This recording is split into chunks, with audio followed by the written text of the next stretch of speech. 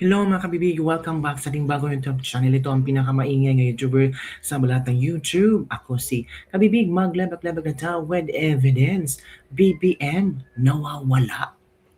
Wanted ng maraming Pilipino ngayon si BBM kasi lumabas na ang latest SWS survey mga kabibig. Naku po, hinanap na mga netizen kung nasaan ang survey result ni BBM. Wala. As in, wala talaga. Ang nandun lang, kina VP Sara, kina Senate President Tito Soto, si Boji D, at ang Supreme Court of the Philippines, mga kabibig. Tila yata wala ang survey ni BBM. Ito ay fourth quarter 2025 social weather survey from November 24 to 2020, 30 to 2020. Sige, share ko na lang sa inyo para maintindihan niyo kung bakit nawawala ang survey ni BBM. Tinago ba? Or ayaw lang ipaalam kasi something super duper sad-sad, negatibo pa rin. O, tingnan nyo, share ko sa inyo ngayon, Fourth quarter 2025 social weather survey, November 24 to 30, 2025, national survey, sample size is 1,200 adults, 18 years old and above, nationwide. Sampling error margin plus minus 3%. Ito lang kabibig. Sina VP Sara, Senate President Soto, Speaker D, at Chief Justice Gismondo. Bakit wala si BBM? Ano ang inyong hula-hula mga kabibig? Ito net satisfaction for Vice President Sara Duterte at 28%. So tumaas ang net satisfaction rating ni VP Sara. Habang binabato na impeachment, binabato na kung ano-anong mga negative stories, negative na mga reaksyon, plus 28 mga kabibig. Habang si Tito Soto, plus 16. Speaker D, plus 5. At kay Chief Justice Gismondo, plus 9. So nagtaka ang mga netizen, kay BBM magkano ba? Bakit nawawala? The National Social Weather Survey of November 24 to 30, 2025, the most recent quarterly national survey finalized by SWS, found 54% satisfied. Wow, 54. And 26% dissatisfied with the performance of Vice President Sara Duterte. Bakit inuna si VP? Dapat mauna si BBM. Dapat muna Presidente, Vice Presidente, Senate President, Speaker of the House, and Chief Justice. Pero bakit wala si BBM doon? Bakit nauna si VP Sara? Si VP Sara na ba ang Presidente? Hindi naman Di ba? Ito. Let's continue kabibig Ipapakita ko talaga sa inyo kasi shocking Marami ang kumuot ang noo, marami ang nagtaka at marami ang tumawa. Sad-sad ba talaga? Negative ba talaga ang satisfaction rating ni BBM? Wala pa namang explanation ng social weather station. Ngayon ito, pinost Ito 54% satisfied and 26% dissatisfied with the performance of Vice President Sara Duterte. 46% satisfied and 30% dissatisfied with Senate President Vicente Soto III. 33% satisfied and 28% dissatisfied with Speaker Faustino Boji D III. And 36% satisfied and 27% dissatisfied with Chief Justice Alexander Gismondo. The resulting net satisfaction rating were moderate plus 28 for VP Sara, plus 16 for Senate President Soto, neutral plus 5 for Speaker D, and neutral plus 9 for Chief Justice Gismondo. The fourth quarter 2025 social weather survey was conducted from November 24 to 30, 24, 25, 26, 28, 29, 30. So, 6 days, missing in action si BBM. 6 days?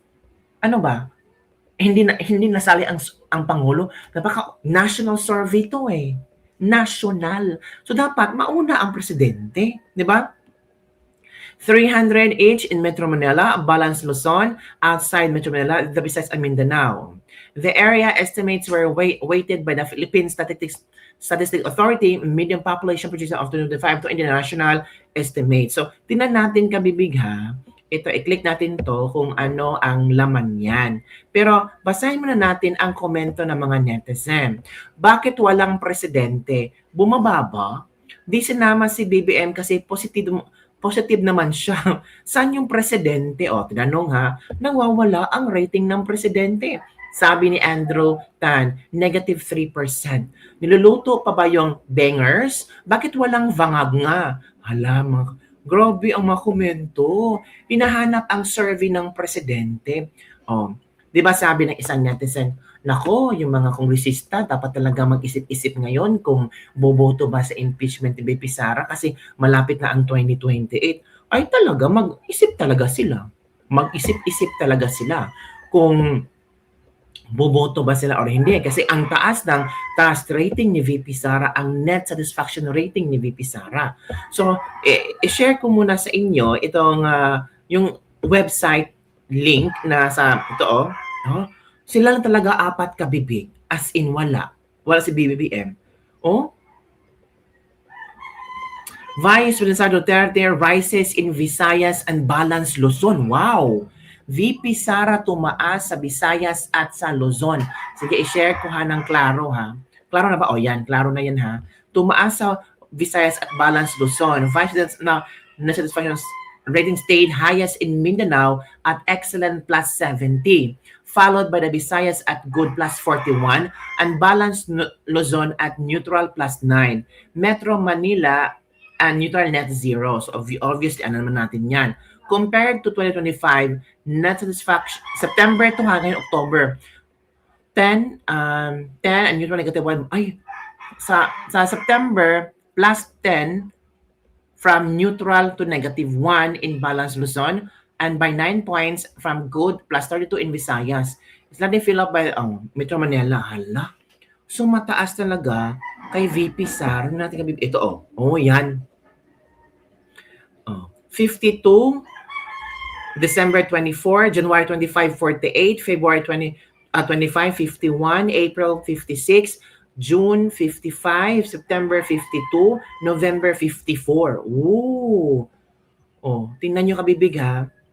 Undecided 16, 16, 16, 16, 17, 17, 18. Dissatisfied 31, 34, 33, 27, 27, 32. Bumaba ang dissatisfaction rate ni VP Sara. Yung mga dissatisfied ba? Hala, grabe no. Talagang, ang galing ni VP Sara. Hala kang Marcos, grabe. Ito yung hala, tingnan yung kang Marcos kabibig. Vice President, bakit may Marcos Jr. dito? Duterte, anong nangyari? Diba? Plus 28 si VP Sara, grabe dito. Hala. Grabe pala ang taas ni VP Sara. Hala ka mga kabibig. Tingnan niyo. Ito pala yun, VP Sara, NCR 43, 45, 40. Yan ha. Visayas at Mindanao, grabe. Plus 43, 32, 41, 79. Hala, grabe ang taas mga kabibig. So yun kabibig, pero bakit wala kay BBM? Bakit nawawala? Ano ba? Wala talaga kabibig. Wala. Wala kay Bongbong. Hinahanap ko mamig kang Bongbong. Wala talaga So it means, may rating ba si Bongbong o wala? Naku po. Yan na ang sinasabi natin. Mga kabibig. Negative pa ba still ang kang Bongbong ay kang BBM? Bakit negative pa rin kabibig? Naku po, negative pa rin ba? Wag hanapin. Bakit wala si BBM? Asa naman ang presidente? Meron pa. May natatawa kay ito. Mataas si VP kay SP. Magraranta naman yan same rule sa Supreme Court. Diba? Nasaan ang ratings ng Pangulo? Hala ka. Hinahanap ang rating ng Pangulo. Naku po, paano yan? Naku. Nakakalungkot naman yan sa mga supporters ni BBM. Grabe. So, grabe ang komento ng mga netizen dito, kabibig. Talagang habang pinilit nilang siniraan, lalo pang lumalakas sa taong bayan si VP Sara. Yun na nga. Ito kahit negative man lang ba ang ano ni BBM, ipakita na lang. Wala namang problema doon. Bakit nagbibigay ito ng negative impact sa mga politiko na tinatakot na ang mga congressman, still may ignorant. Baliktaran mga yan pagdating sa 2028. Ito na. Sabi nila, pag sure, sabi ni Lord, ang nagpapakababa ay itataas at nagpapakataas ay baba. Nakapagtataka, walang ginawa ko di magkomento against the admin, get a higher rating. Umpisa na ng pataasan ng rating niya, mind condition niya, magkano ba naman kaya binayad nito, dapat malusutan niya muna yung impeachment dahil kung hindi maniwala, nasuya naman ni VP. Nasuya mo no? Kung nasuya kayo ni VP Sara ba, ay sus, mga bagagnaw. Kasi wala dyan si Bangag, wala dyan si BBM, kaya binabasyo na binayaran daw ito. Kalerking bayad daw itong social media. Ayaw talagang tanggapin talagang mataas, nabaliw ka na, may tain na yung utak mo. Tanungin mo ang SWS kung binabayaran ba sila. May pa-mind conditioning ka pa, yung mga Bangag, makaliwa, wala lang ng utak, 1% lang. O yung mga buko, tingnan yung kabibig, Solid Duterte, NSI, walang may ibalit na nasuya. Nakakatawa, nasuya naman sila maayo. Masuya man mo. Tinuod man dyan na. Ngawa dito ang rating ni BBM. Nawawala nga ang rating ni BBM. Hinahanap pa, mag-interview pa sila para ipakita ba nga taas ang rating. So yun lang kabibig. In fairness sa Balance Luzon, sa NCR, mataas ang ratings ni VP Sara. So Balance Luzon, NCR, Visayas, Mindanao, wala na. Panalo na si VP Sara 2028. Yung mga kalaban ni VP Sara, concentrate sila sa Metro Manila. Yun, doon na sila manalo. Yun lang kabibig ang ating latest level for today. Don't forget to like, subscribe, and share this video para sa mga latest trending news natin pag-usap-usapan. Again, congratulations VP Sara. Ikaw na yata ang presidente, VP Sara. Kasi kahit VP Sara, kahit mag-negative rating man yan or mag-positive rating man yan, si VP Sara, hindi naman niya tinatago ang ratings niya Diba? Yung iba parang tinatago, hinahide, kasi it will give a negative impact. Presidente ka, naungusan ka na yung vice presidente, na yung Senate President, na inyong Speaker of the House, ng Chief Justice. Sa 5 highest official, si BBM lang ang walang rating, or tinatago ang rating, or nawawala ang rating. Pero kung negative ito mga puros positibo. So ano ang nangyari? Diba? Presidente ka tapos negative ka? Diba? As in a big question. You have to ask yourself, why? Anong nagawa ko? Marami kang mali. Unahin mo yung spokesperson mo. Yun lang kami, big. Don't forget to like, subscribe, and share this video. Bye everyone. See you next time. Nako!